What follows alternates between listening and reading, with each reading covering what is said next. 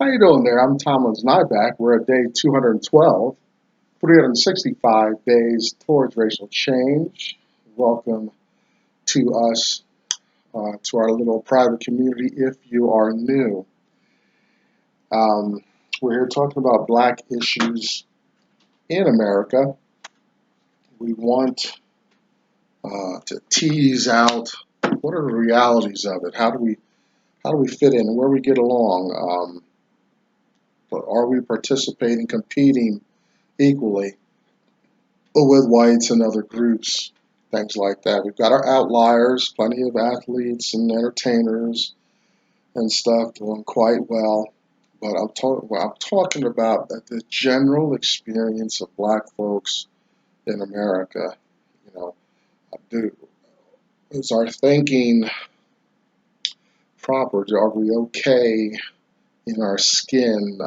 Can we recognize mentally, be more sensitive, be more realistic in our movements in American society? You know, I know when I get on, well, I take a lot of public transportation. You know, when I get on, I used to be really jammed up. I used to be the last person that anyone would sit with, if at all, and and whatnot. But now that I've kind of got into some of this material, I'm more comfortable with it. But when I look around when I'm getting on the train, it appears that there's more attention paid to me than my white counterparts when I get on the train or the bus. You know, they're a very different animal there. Um, so how I've got to navigate that in my mind. The white mind in America, it's privilege, power, expectation of favor, very real. And that's the thing, about this racism subject and all that.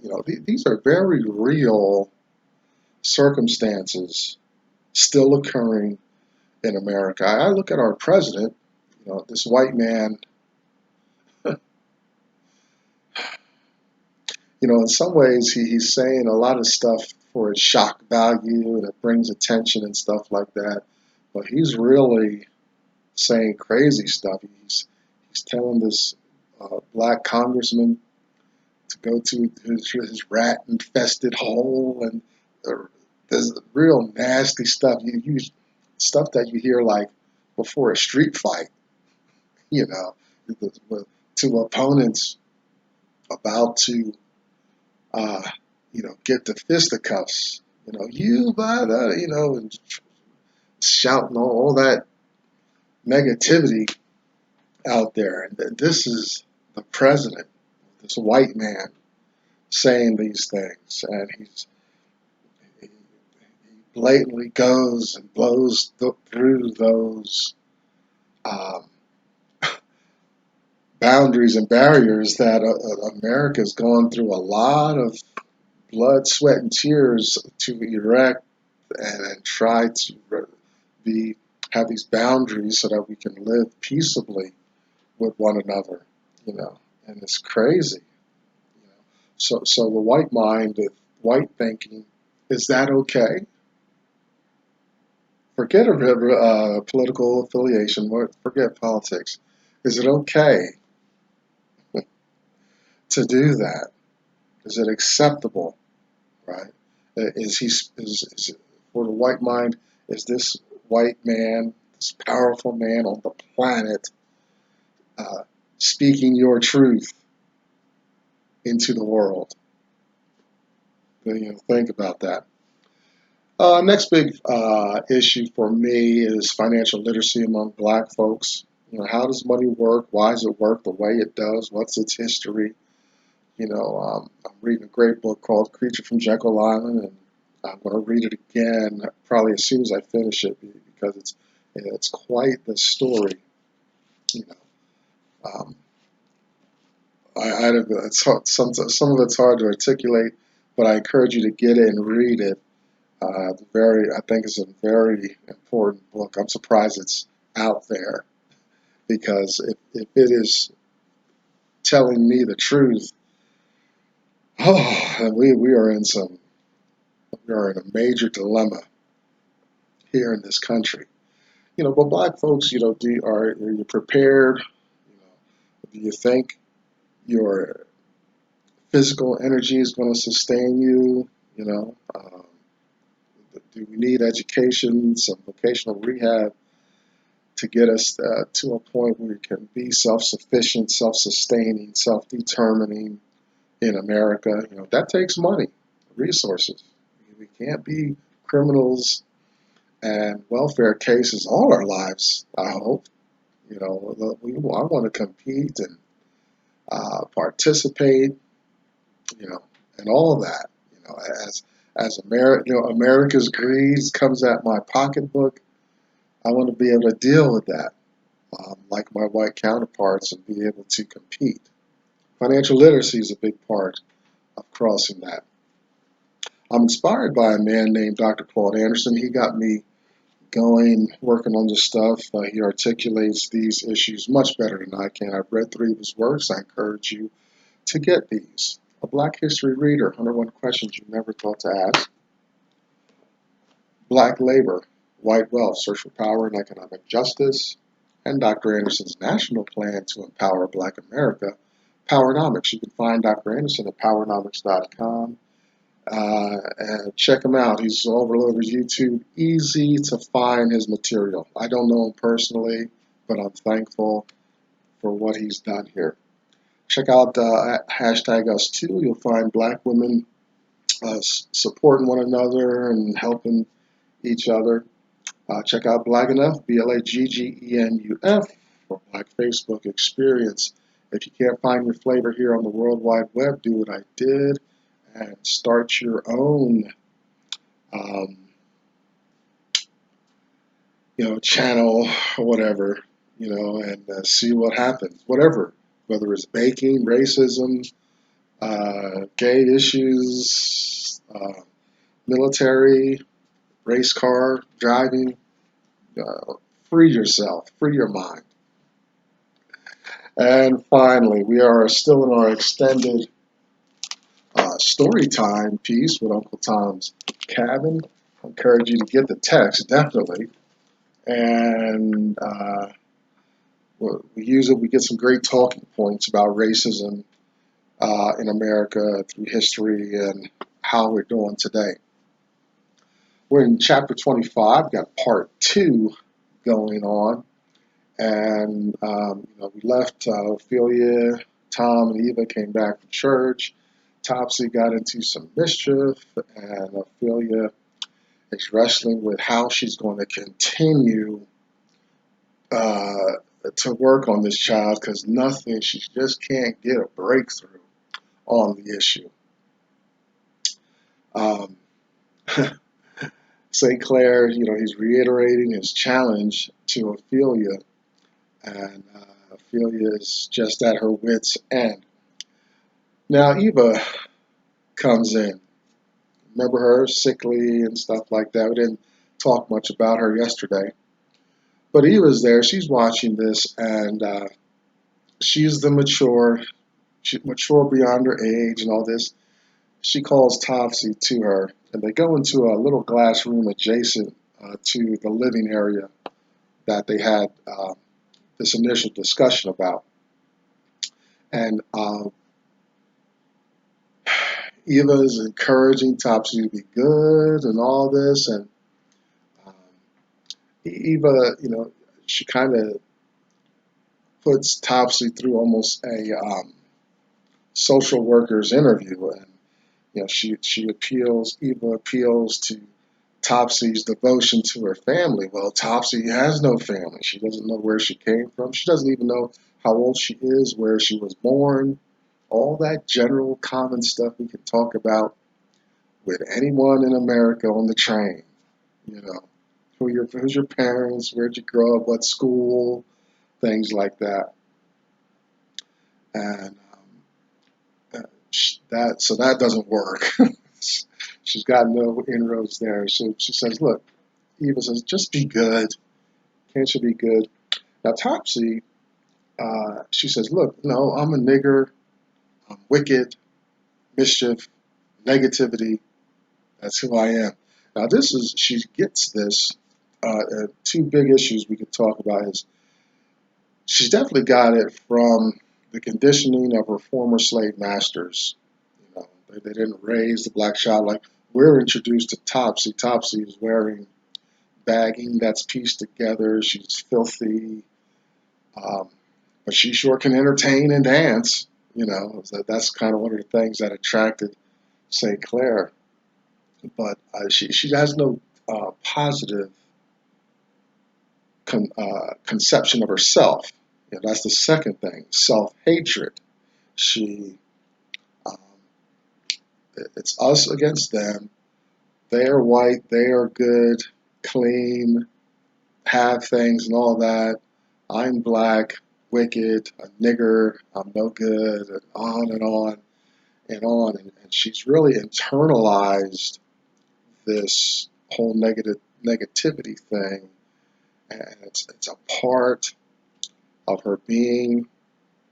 She's accepted it. She's accepted the lies and all this. You know, her black skin. She says, "Look, now here's how much she hates herself." She wouldn't articulate it as self hatred, but she would say, "Look, if you could just peel away this black skin, then the white skin would show, and I wouldn't be wicked." But that's her mind, how it sits in her mind. Harriet Beecher Stowe is probably not far off the mark, because we find about 100 years later, after this text is written, we find Dr. Clark and his wife, their husband and wife team, did something famous in 1939 called the doll test. And the doll test was taking children, mostly black children, exposing them to white and black dolls, see how they interacted, see how they felt, what was their response to this white and black doll or dolls in this space. It's a very controlled experiment environment. And what they found, well, here's first, what they were trying to prove was black self-hatred in black children. You know, that the children had intuited a negative self-image because and based on their black skin. Now they went and proved it or forwarded their thesis by introducing these black kids to black and white dolls. One of the famous questions is, okay, which one is good, which one's bad? And a high percentage of the time, black children found the white dolls were good, black dolls were bad. They also found that when they just let the black child go into the um, uh, controlled space alone, that they gravitated towards playing with the white dolls first and whatnot. And so, you know, Harriet Beecher Stowe, she doesn't know it, but she's prophesying uh, in a way 100 years before these experiments and these tests. She's saying, look, um, here's what we got, right? It's black self-hatred, and it goes way down into the child, and it's just another hurdle that the black person needs to navigate through their life. You know, self-hatred, there's dysfunction, there's privation, because the black person does have resources. So much is stacked against the black person, and the black person has to navigate all of these challenges throughout their life, and it's ongoing. You know, that this is a part of the roots of the foundation of the personality, and it's always going to have to be addressed and navigated to um, uh, first, before that individual moves on, their blackness and how that impacts um, their path through the American socioeconomic landscape. Topsy feels she's in a helpless condition. Uh, Eva finally, and this is Eva. Eva is able to do this next thing. Eva just impresses her love on Topsy, and she empathizes with Topsy's pain. Eva is very sensitive to that kind of thing, the pain and these issues going on around her. This breaks Topsy. Topsy has never apparently been told she was loved, had never had genuine love focused at her. It's always been beatings, negativity, bad language, just totally being beaten down. And she's broken and she cries. It may be the first time she's cried, not from being beaten or anything, although that's far in the past, but the love and the goodness has penetrated her calloused body, her calloused heart, her calloused mind, and someone is reaching out to her, and it must be genuine. It must be very sober and genuine the way that Eva is impressing her love on Topsy. Um,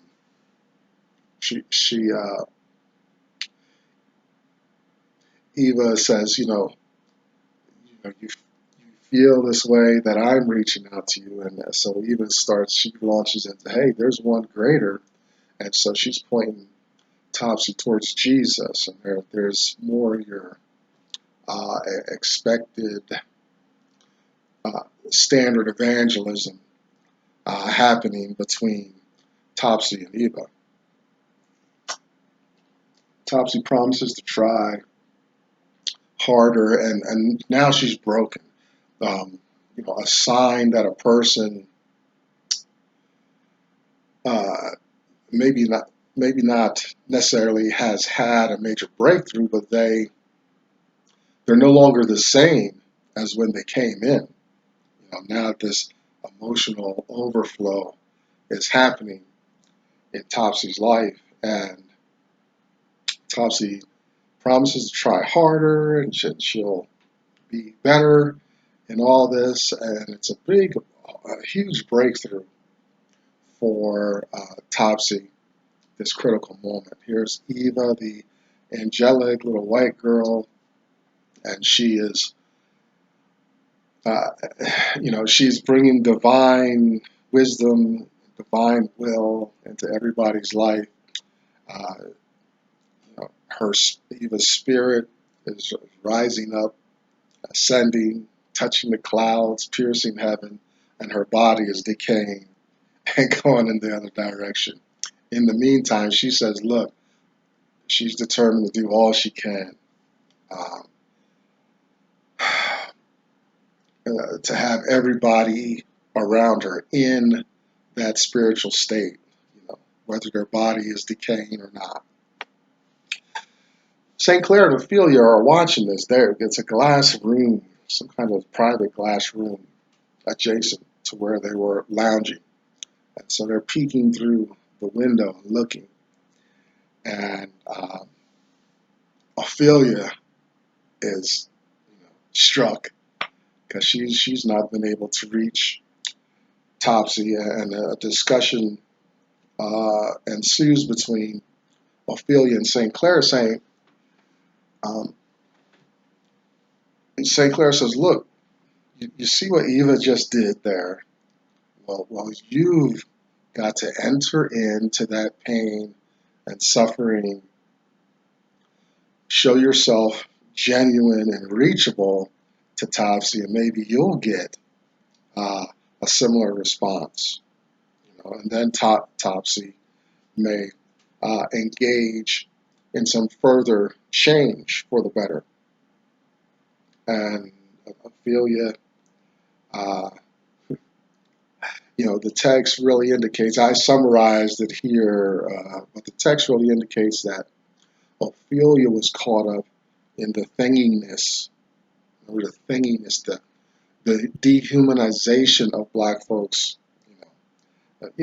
St. Clare already knows that her northern, uh, civility is a sham.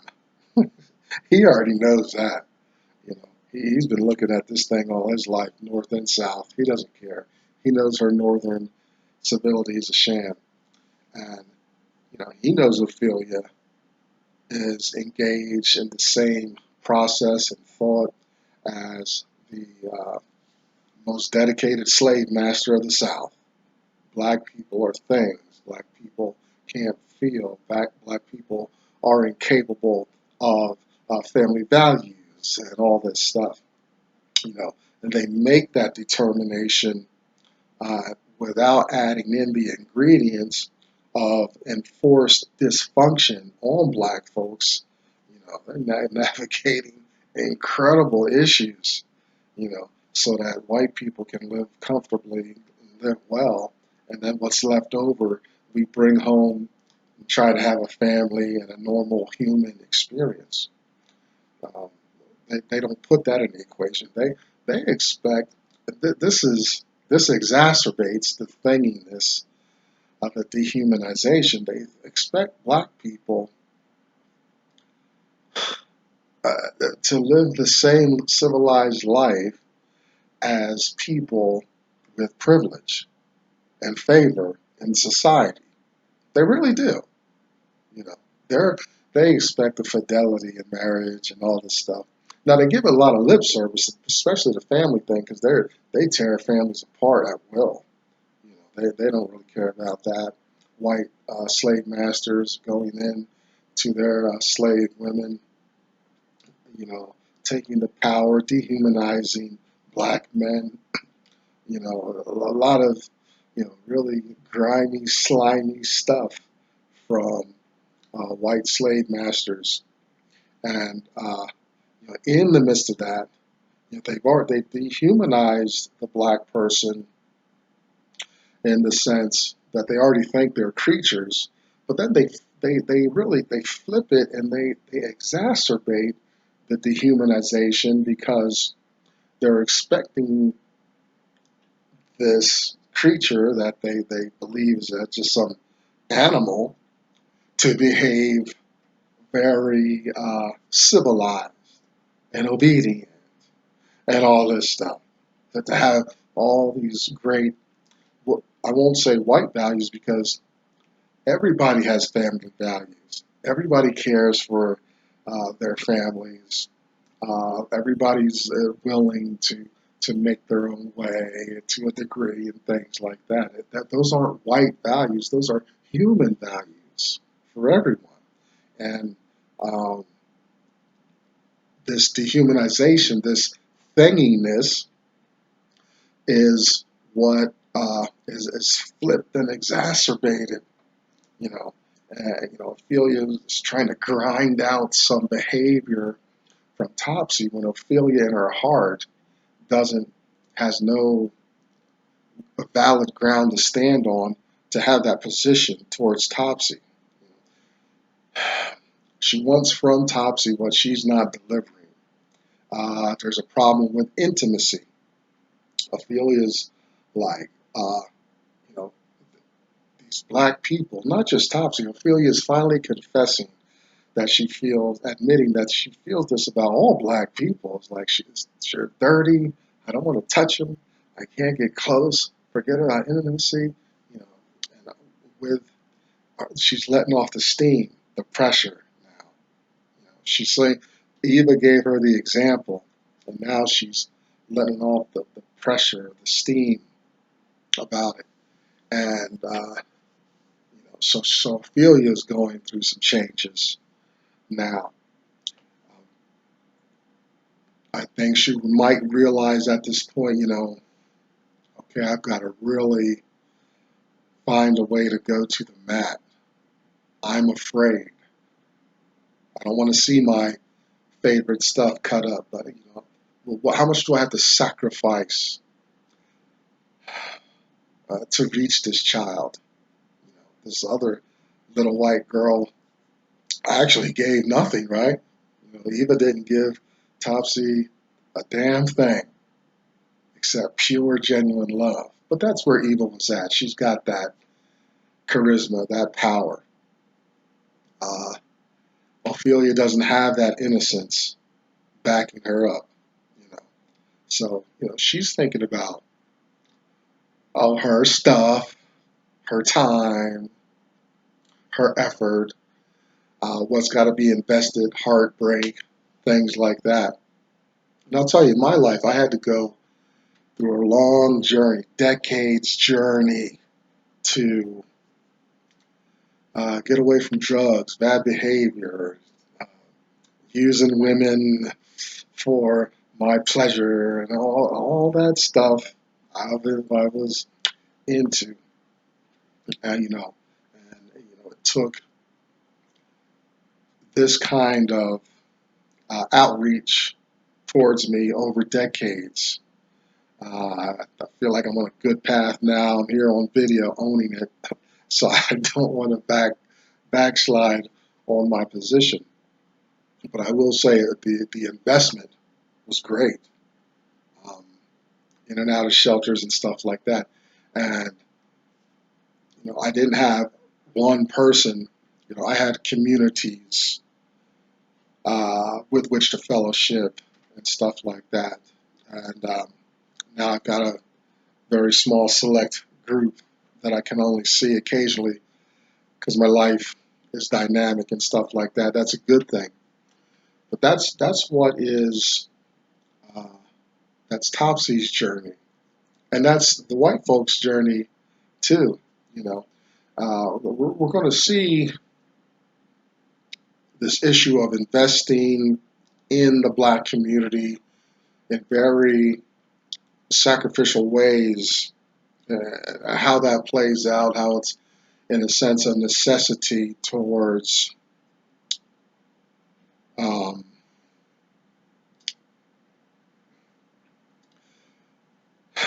towards getting black people to change and adhere uh, to some ways that's going to build up black community, build up black lives. Um, that's we're going to see it that little theme played out over and over also in the next couple of days in various forms, because in some ways there's a dysfunction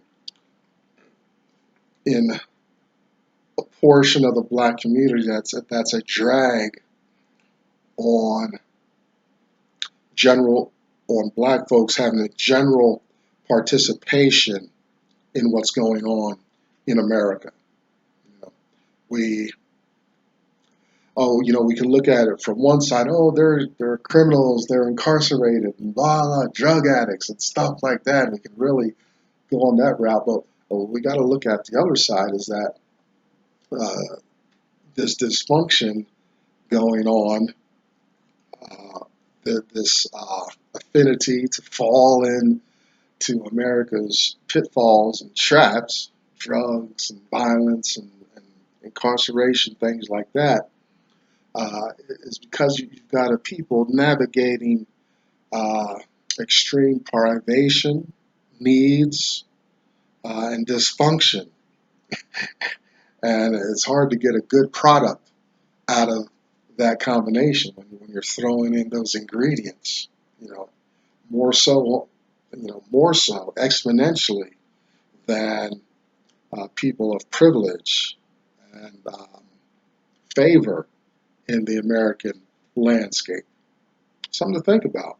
You know, Ophelia's finally, she's peeling off the layers like an onion about how she really feels about black folks. This is not some academic exercise with Topsy. You really got to put some skin in the game. if she's going to reach this girl. She knows it. She just saw Eva's example.